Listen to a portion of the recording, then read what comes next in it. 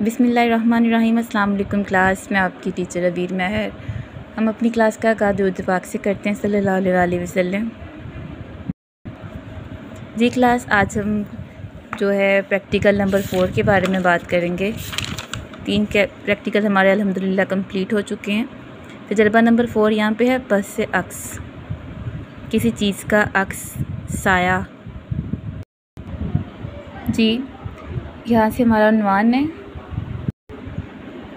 पहले आप देख लीजिए कैसे लिखा है। मसला है, तारुफ़ है और इसकी इक़साम है कि मुस्बत और एक है मनफी, पॉजिटिव है और नेगेटिव है। मफरूज़ा है, समान है, यहाँ पे 200 वाट का बल्ब है और रो घड़ी है, कागज़ पेंसिल वगैरह। आमिल और मामूल। आमिल आपको पता है कि आप हैं, आपने अपना नेम लिखना है यहाँ पे। ये कुछ हिदायत हैं। अमल या तरीक़ाकार।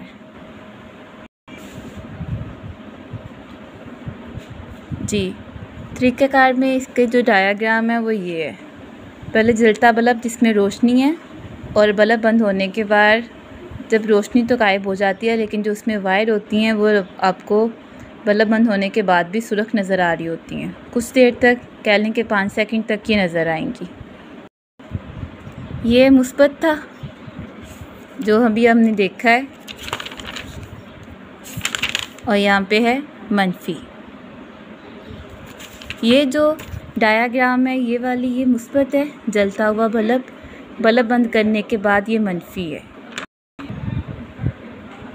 इसमें मफरूज़ा है, समान है, हिदायत है, अमल या तरीक़ाकार। इसे आप ऐसे ही नोट कर सकते हैं।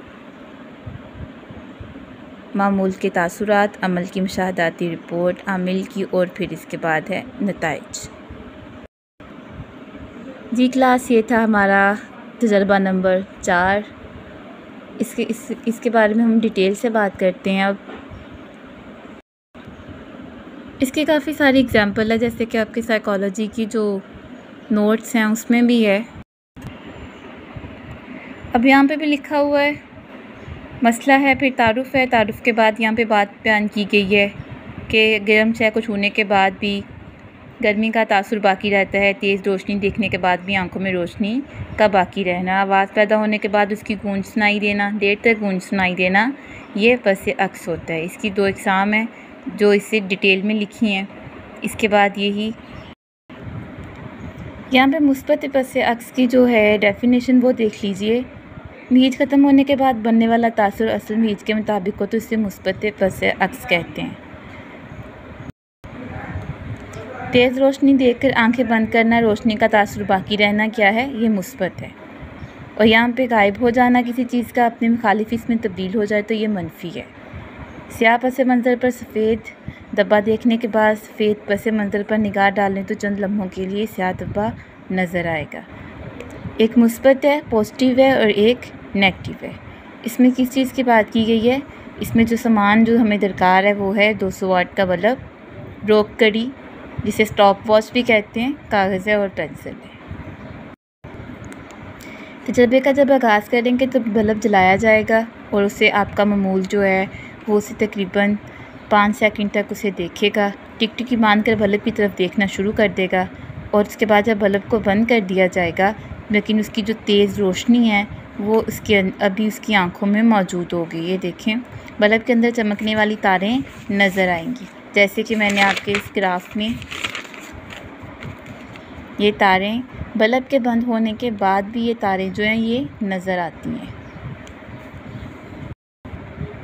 और यहाँ पे जब मनफी पस अक्स की बात करते हैं तो यहाँ क्या करते हैं कि जब 30 सेकंड ख़त्म होने के बाद बुनियादी रंग वाले गत्ते को खाकस्तरी गत्ते से डांप दिया जाए, यहाँ पे दूसरा तजर्बा शुरू हो जाता है। इसकी आपको इत्तला कैसे मिलेगी? फ़िलहाल तो वो अक्स जो है नज़र आने या गायब होने की इत्तला बर वक़्त देता रहेगा। जब बल्ब जलाते हैं उसके बाद उसे बंद करते हैं, लेकिन जब उसकी तरफ आप देखते जाएंगे उसका साया जो है वो आपकी आंखों में मौजूद होगा, उसकी लाइट आपकी आंखों में मौजूद होगी। उसके बल्ब को बंद करने के बाद भी उसका साया जो है वो आपको नज़र आता रहेगा। दूसरा तजर्बा जो है दिलचस्प और मज़ेदार भी है। यहाँ पे बताया गया है कि बुनियादी रंग को देखने के बाद